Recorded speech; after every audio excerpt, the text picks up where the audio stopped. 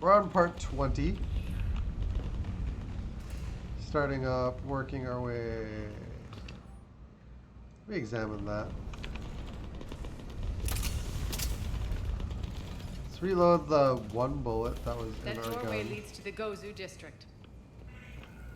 Very, very inspirational. Look out! Oh!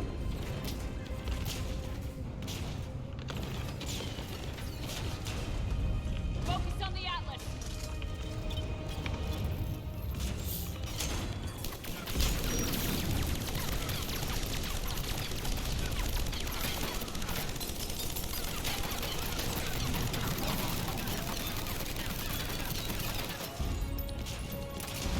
Alright, give us some time to reload.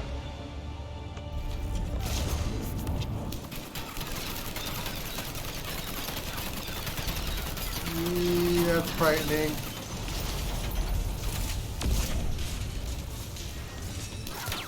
Ah.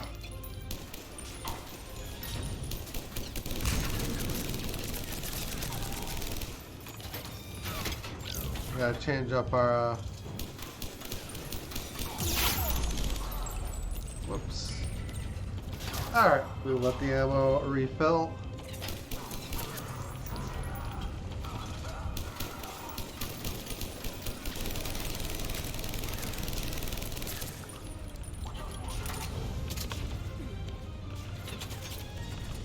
Oh, that locked us in over here. Well, that's pleasant.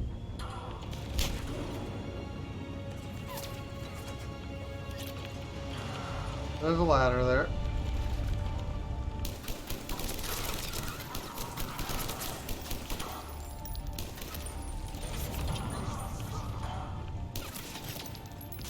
I think he gone. And he's also gone. Thanks for playing.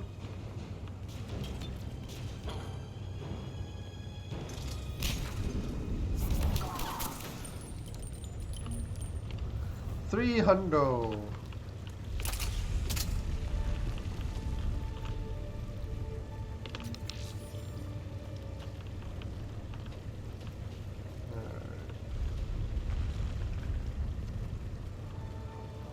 Maximum Boleto.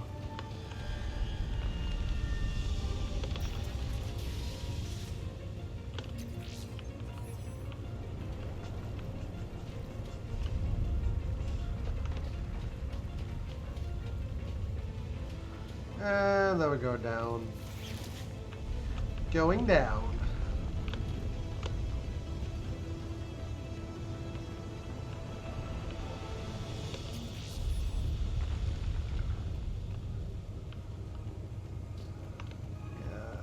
Weird that walking through actually triggers the door to close, but we're working on it.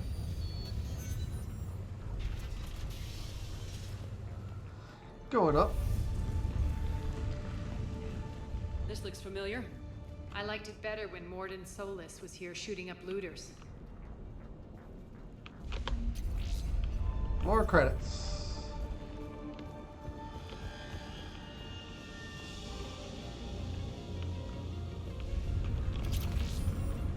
Picking up them upgrades.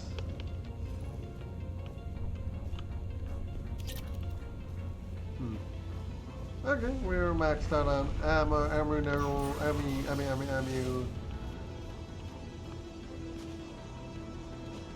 Weird.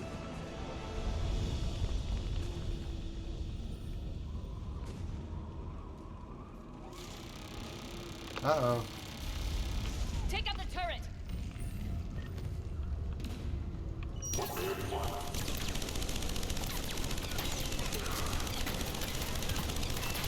Boom!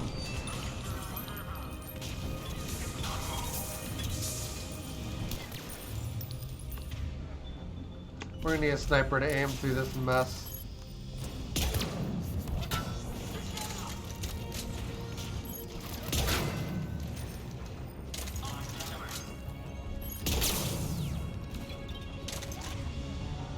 Smoke clears.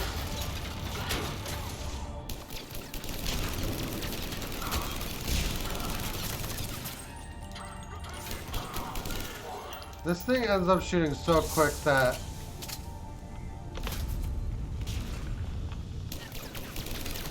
even having a shield doesn't seem to do much against it.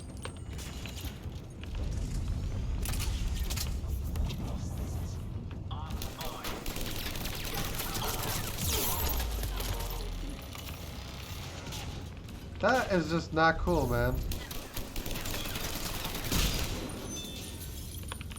Got engineers setting this crap up. It looks like they're all dead. Oh, not you.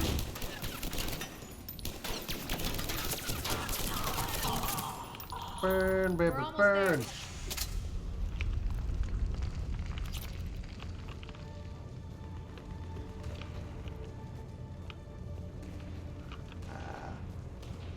Okay.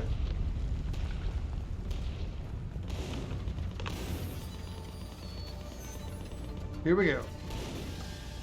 Friendly's incoming. Is waiting for you to the markets.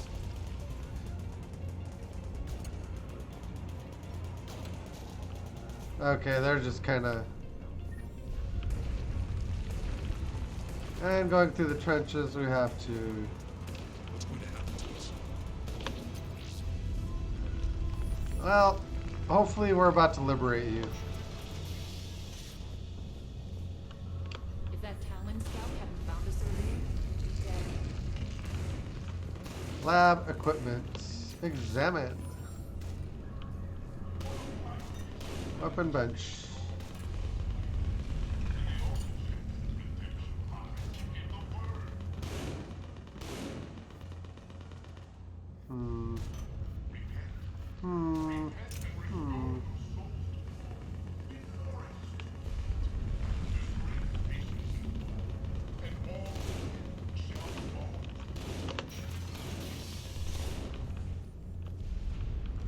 For the blight that is humanity stains all within its path. And the only chance at redemption lies in the Word. Nothing like a crisis to give a guy like that more support.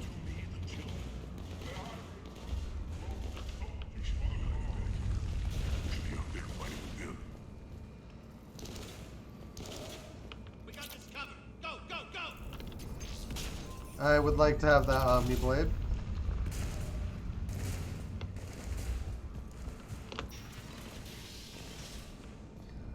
Activate an elevator. And I'm just gonna check something here quick. Okay.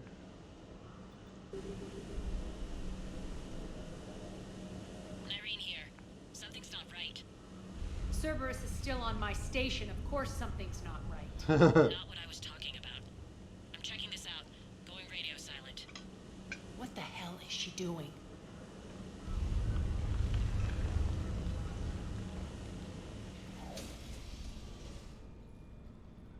Where's Nyreen? Scouting ahead. We've got our hands full holding this area. She's going on to Afterlife.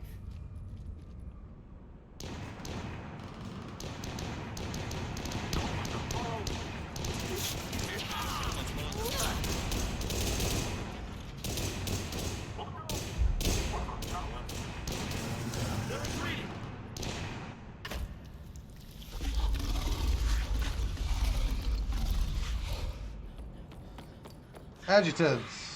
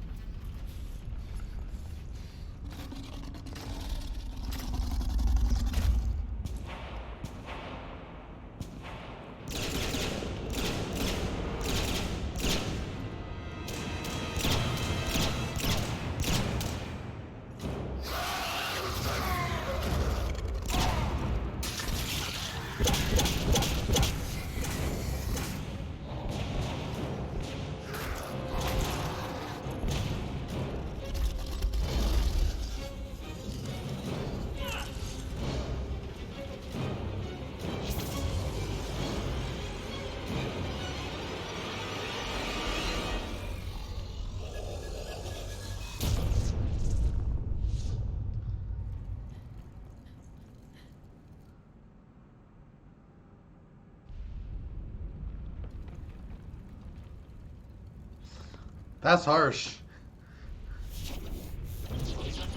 That's it. Tell your boss I'm coming for you. Oh.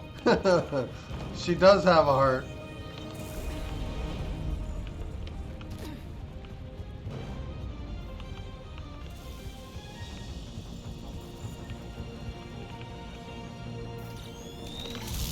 Enough! You all! Petrovsky dies. Now. I mean, yeah. Okay.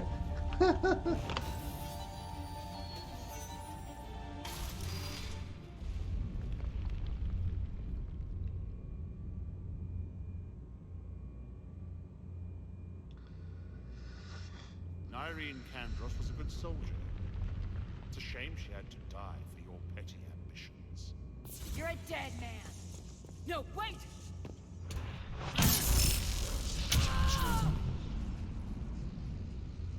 What now, Petrovsky? Divide and conquer, Commander. Kandros killed the adjutants we hadn't finished experimenting on.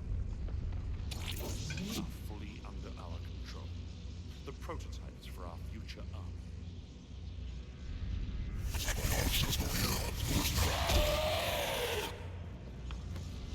Hold the perimeter. Keep Shepard away from those generators.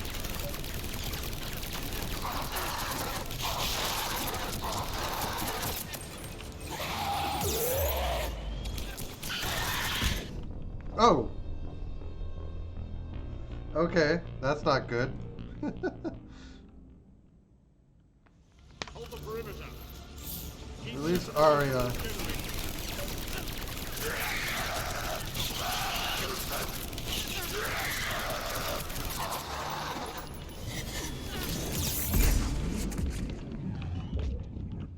Well.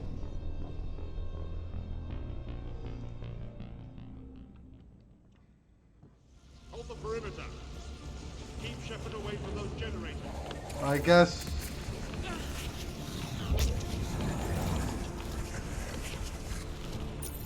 Keep Shepard away from those generators.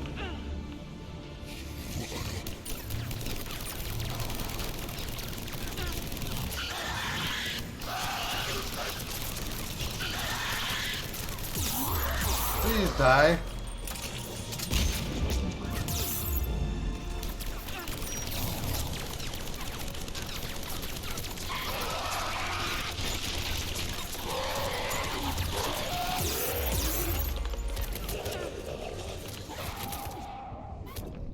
Okay, it's a super hard boss battle.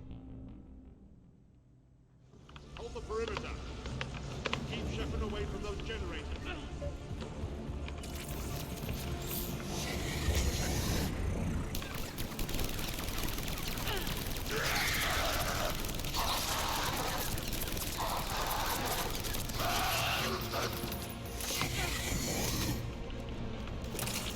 Reload, please.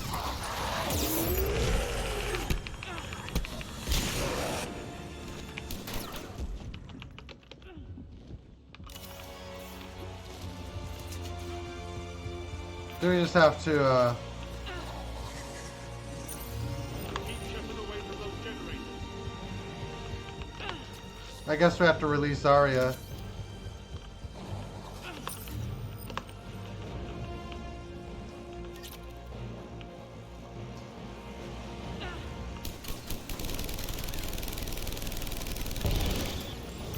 Oh, I see. Stop me so easily.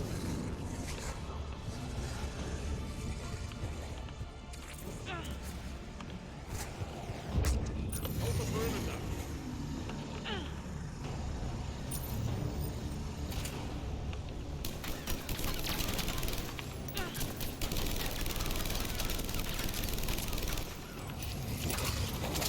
Ah, shoot.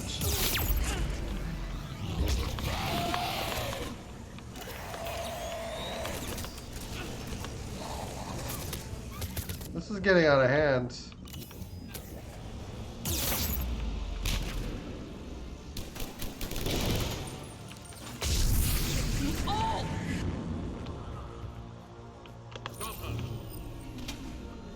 Destroy shield generator.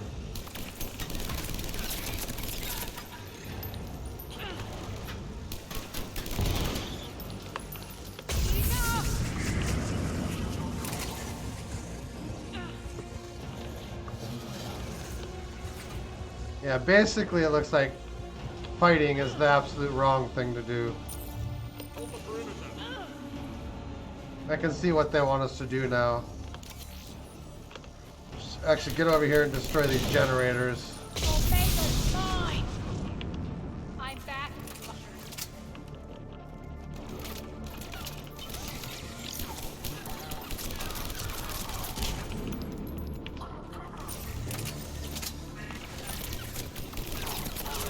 Down.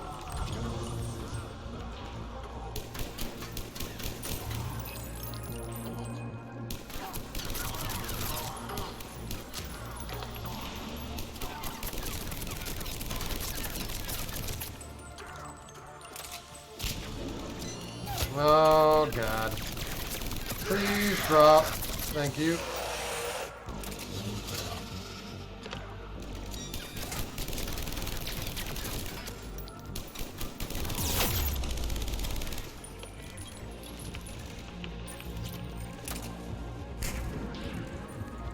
Oh goody, another adjutant.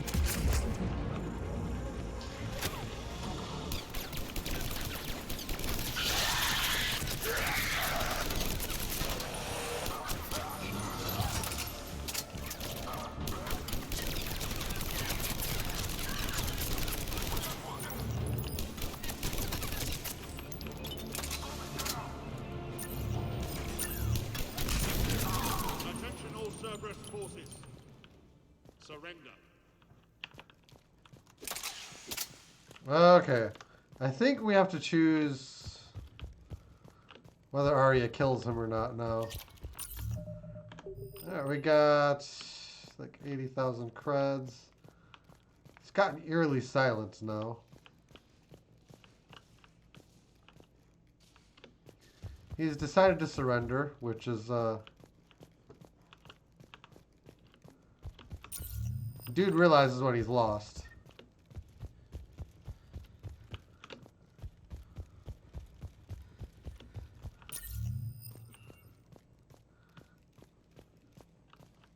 So we bypass this door.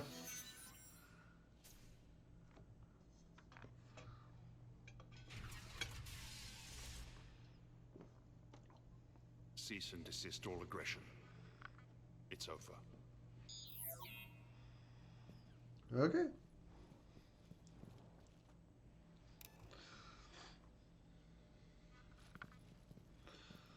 Commander Shepard, I surrender myself into your custody. That is the most pathetic thing I've ever heard. Shepard, I'm unarmed, and I can give the Alliance intel on the elusive man. You'll say anything to save your skin. But I let you escape, Omega. I deserve mercy. Is this true, Aria? Yes. Cerberus had successfully taken this station and he let me go. Do you feel that, Oleg? That's death. Only inches away. Remember this feeling.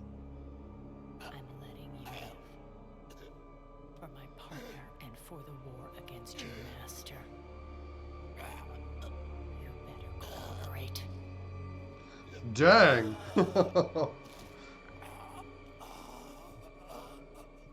Take him, Shepard. You and your alliance can decide his fate. Just get this filth off my station. Commander, glad to see you've had a calming effect on Ms. Talok.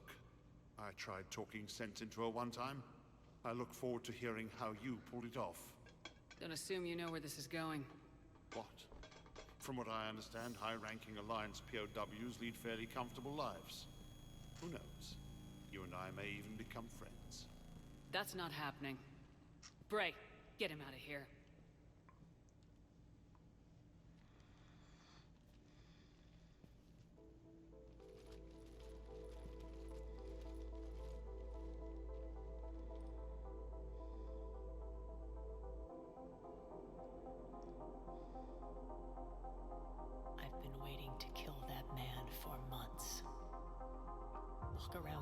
for a few hours and I go all soft. You're like a disease. This victory came at a cost, Aria. It's not soft to recognize that. You sound like someone trying to sell something. I admire your tenacity. And thanks to you, I have Omega back. So what's your plan? There's a lot to rebuild. Starting with this command center.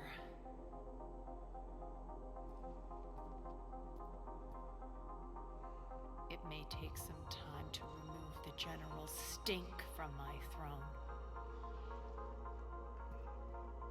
Wonder if I'll ever really enjoy the pole dancing in here again. Take care of the people. The citizens of Omega have been through a lot, Aria. Try to remember that. How can I forget? There are reminders everywhere I look. And don't worry, I'll honor our arrangement. Troops, ships, and a mountain of Ezo. You earned it. Then I'll be going. Bray will take you back. I have a station to whip into shape.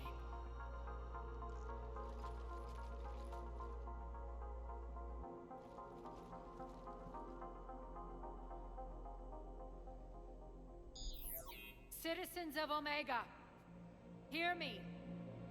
I, Aria Talok, have given you back your lives. My rule is reignited. My hand is on the controls once more, and I will not let go again. Each of you owes a debt. Gain my favor by rounding up the remaining Cerberus invaders and we will cast them from our home. Then bury and mourn our dead. My methods haven't always been popular, and I can't promise that will change. But securing this station and everyone inside it is now my primary purpose. No one will imprison us again. We may be bruised. We may be bloodied. Our Omega. You always get these crap details, Bray? Not this time. You got a galaxy to save. Let's get you off this rock.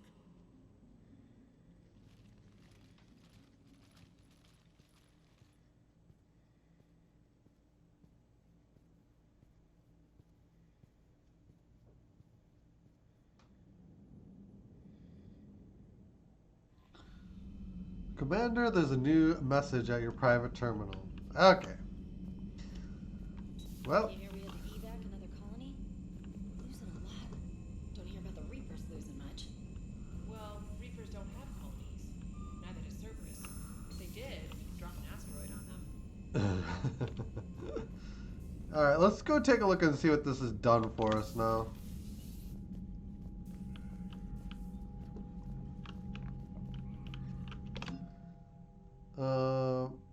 Looks like it's all alien. Void Devil's Fighter Wing. We can... Vorcha Labor Team. Omega Ezo Horde is worth 300.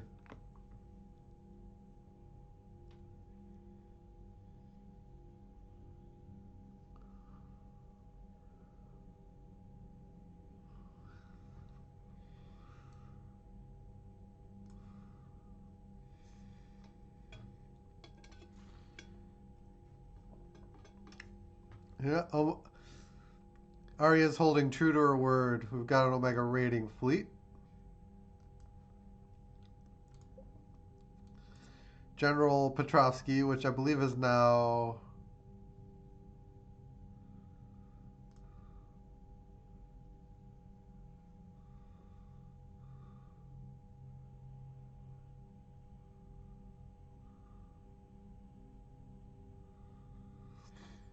Yeah, Petrovsky's gonna... He's gonna make out pretty well. Which... Not sure how to feel. Not sure how to feel about that. We've got... In the early 2160s, the Alliance began aggressive colonization of worlds in the Skyllian Verge, much to the dismay of the Batarians, who had been developing the region for several decades. In 2171, the Batarians petitioned the Council to declare the Verge a zone of Batarian interest. The Council refused, however, declaring unsettled worlds in the region open to human colonization. In protest, the Batarians closed their Citadel embassy and severed official diplomatic relations with the Council, effectively becoming a rogue state. They instigated a proxy war in the Verge by funneling money and weapons to criminal organizations, urging them to strike at human colonies. Hostilities peaked with the Skyllian Blitz of 2176, an attack on the human capital of Elysium by Batarian-funded pirates and slavers. In 2178, the Alliance retaliated with a crushing assault on the moon of Torfin, long used as a staging base by Batarian-backed criminals. In the aftermath, the Batarians retreated into their own systems and are now rarely seen in Citadel space.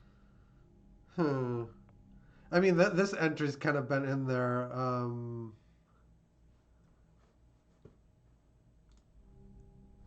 And it really hasn't changed. Just kind of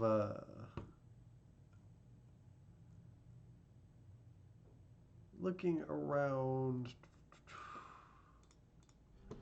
All right. Well, let's go through more of these entries. Hanar helped 375,000 members of the Drell race migrate to the Hanar homeworld Kage to escape the environmental extermination that had claimed the remaining 11 billion Drell. Nearly all Drell demonstrate tremendous loyalty to their famously reclusive saviors. The intimacy of their relationship, expressed in a formal socio-political alliance called the Compact, also results in extremely close personal relations, in which some Drell actually learn Hanar soul names. While most Drell reside on Kage, some assist Hanar off-world as envoys, researchers, co-investors, wayfarers, assassins, or otherwise, eager to help their saviors. For a century, galactic wisdom has held that behind any high-ranking Hanar hides a resourceful and fanatically devoted Drell. The omnivorous reptilian Drell possess an average lifespan of 85 galactic standard years. Having evolved on an arid planet, Drell face serious illness on the Hanar homeworld, especially Kepral's syndrome, a fatal bacterial lung disease.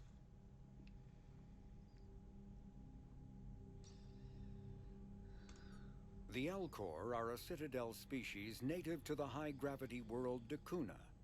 They are massive creatures standing on 4 muscular legs for increased stability. Elcor move slowly, an evolved response to an environment where a fall can be lethal. This has colored their psychology, making them deliberate and conservative. Elcor speech is ponderous and monotone. Among themselves, scent, slight movements, and sub-vocalized infrasound convey shades of meaning that make a human smile seem as subtle as a fireworks display. Since their subtlety can lead to misunderstandings with other species, the Elcor often go out of their way to clarify when they are being sarcastic, amused, or angry. Dakuna's high gravity impedes mountain formation. Most of the world consists of flat, open plains, which prehistoric Elcor wandered across in small family bands.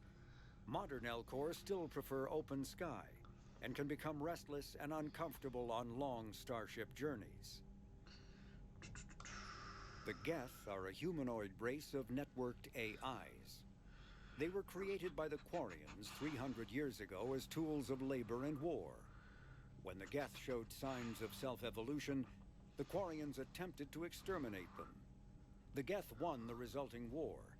This example has led to legal, systematic repression of artificial intelligences in galactic society. The Geth possess a unique distributed intelligence. An individual has rudimentary animal instincts, but as their numbers and proximity increase, the apparent intelligence of each individual improves. In groups, they can reason, analyze situations, and use tactics as well as any organic race. Geth space is located at the trailing end of the Perseus Arm, beyond the lawless Terminus systems. The Perseus Veil, an obscuring dark nebula of opaque gas and dust, lies between their space and the Terminus system. I think we've seen a lot of these races already, but we'll view these entries and listen to them so that understanding of all the alien races is there. Hanar are a Citadel species known for excessive politeness. They speak with scrupulous precision and take offense at improper language. Hanar that expect to deal with other species take special courses to help them unlearn their tendency to take offense at improper speech. All Hanar have two names. The face name is known to the world. The soul name is kept for use among close friends and relations. Hanar never refer to themselves in the first person in conversation with someone they know on a face name basis. To do so is considered egotistical, so instead they refer to themselves as this one, or the impersonal it. Their homeworld, Kage, has 90% ocean cover and orbits an energetic white star, resulting in a permanent blanket of clouds. Due to the presence of Prothean ruins on the world, many Hanar worship them, and Hanar myths often speak of an elder race that civilized them by teaching them language. And idolizing the Protheans, there was one that was kind of screwed up and idolized the Collectors, which, yeah. When the Asari discovered the Citadel, they also discovered the Keepers, a docile, multi-limbed insect race that seemingly exists only to maintain and repair the great Prothean station. Early attempts to communicate with or study the Keepers were failures, and it is now illegal to interfere with or impede Keeper activity. Because they are completely non-threatening, Keepers have become virtually invisible to everyone else. Similarly, they seem indifferent to other species, except for their tendency to help new arrivals integrate themselves into the Citadel. No matter how many Keepers die due to old age, violence, or accident, they maintain a constant number. No one has discovered the source of new Keepers, but some hypothesize they are genetic constructs, biological androids created somewhere deep in the inaccessible core of the Citadel itself. And I mean, this entry hasn't changed since the first game, even though it's pretty clear that the Citadel was not built by the Protheans at this point, but rather by the Reapers. So the Keepers are in fact one of the earlier races that the Reapers actually subdued. The Krogan evolved in a hostile and vicious environment. Until the invention of gunpowder weapons, eaten by predators was still the #1 cause of Krogan fatalities. Afterwards, it was death by gunshot. When the Solarians discovered them, the Krogan were a brutal, primitive species struggling to survive a self-inflicted nuclear winter. The Solarians culturally uplifted them, teaching them to use and build modern technology so they could serve as soldiers in the Rachni War. Liberated from the harsh conditions of their homeworld, the quick-breeding Krogan experienced an unprecedented population explosion. They began to colonize nearby worlds, even though these worlds were already inhabited. The Krogan rebellions lasted nearly a century, only ending when the Turians unleashed the Genophage, a Solarian-developed bioweapon that crushed all Krogan resistance. The Genophage makes only 1 in 1,000 pregnancies viable, and today the Krogan are a slowly dying breed. Understandably, the Krogan harbor a grudge against all other species, especially the Turians.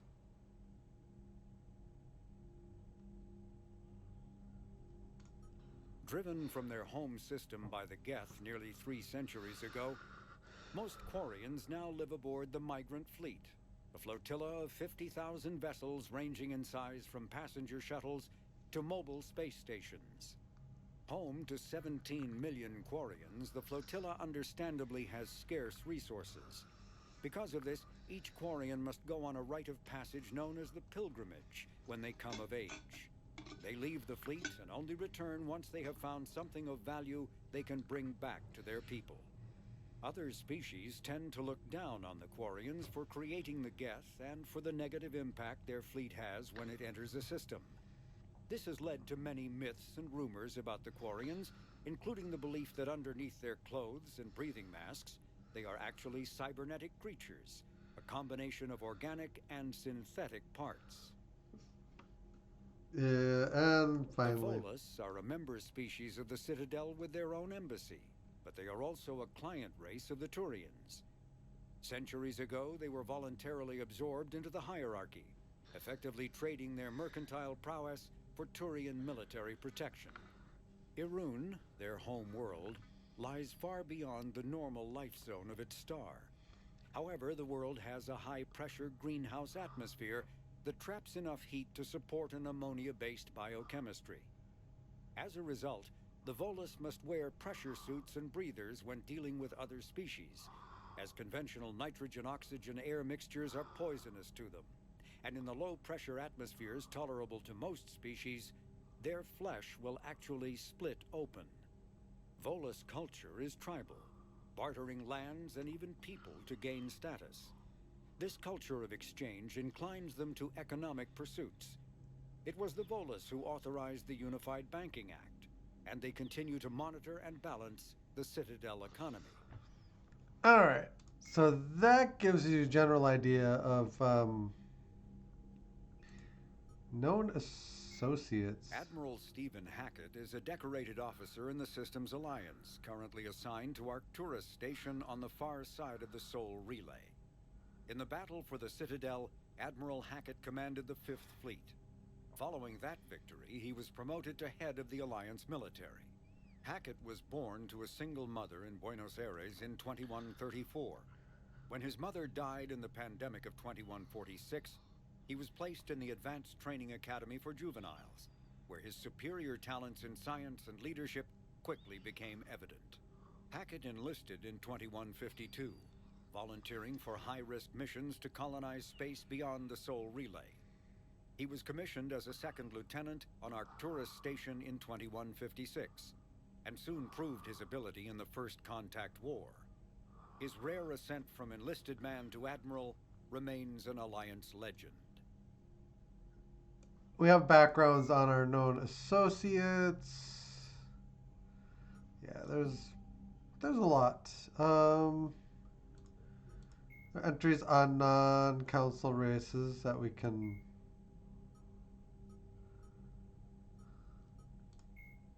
Yeah. Little entry on Eden Prime. Prothean Beacon, which, yeah. These secondary entries, I mean, they just kind of supplement the primary anyway, so we don't want to spend too much time with it. Alright, what I'm going to do... Commander.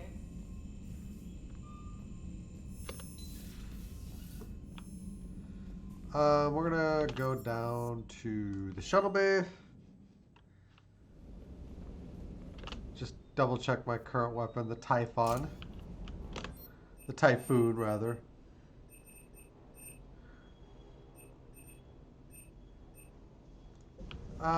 We do have procurement.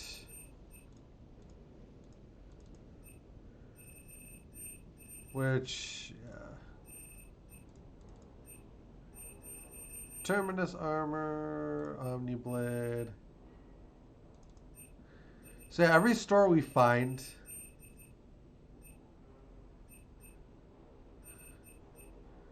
we have access to. So what I'm gonna do, on top of checking the current levels of this weapon, we're gonna. Can we demodify it? Let's. That way, if the needles move on anything, we can see how they do.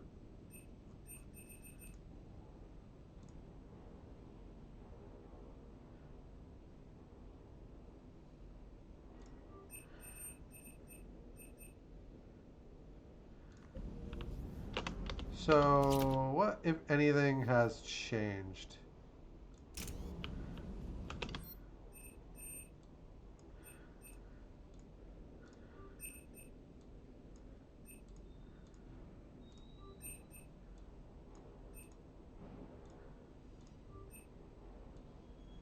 Alright. Every weapon has 5 levels. Which, I'm going to use the Typhoon a lot. So I'm going to just upgrade it all the way.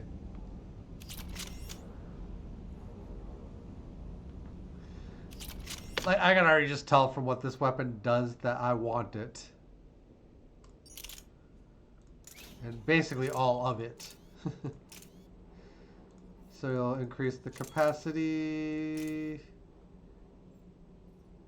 and the stability of the weapon. Those are both worthwhile upgrades.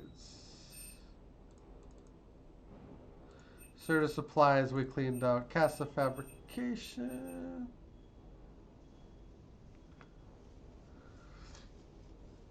And we can get better stability.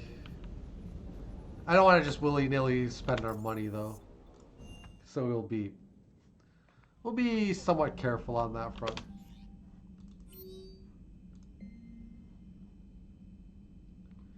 I had Petrovsky's chessboard sent to the Normandy. It just doesn't go with the new decor I have planned for the Afterlife. Or for Afterlife. From Ashley Lives, Commander, Udina made an offer and I accepted. I'm a Spectre. I can't believe it. With everything falling apart, does this even mean anything? All the authority, resources, freedom, the whole scary package, but I don't know. Anyway, you know what I'm talking about. Come by the hospital if you get a chance. They're still keeping me here, but I'm planning on sneaking out soon. Interesting. Commander. And,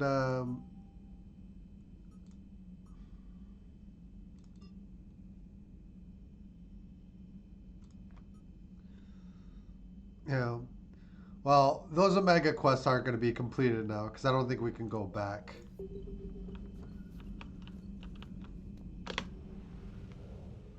They put those side missions in, but then they, you know, oh, you're done with it, you can't go back. It's so dumb. But yeah. Do one more part today. I will visit Ashley, and I'm just kind of looking over the journal to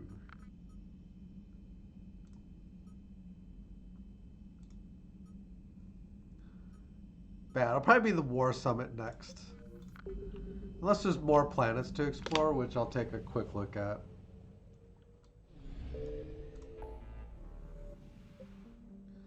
Got 100%. More systems are gonna open up as we go. Petra Nebula, let's check that out quick. There might not be anything here.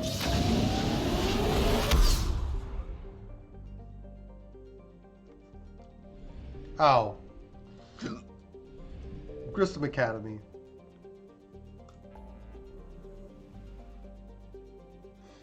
Yeah, we'll do the diplomats next.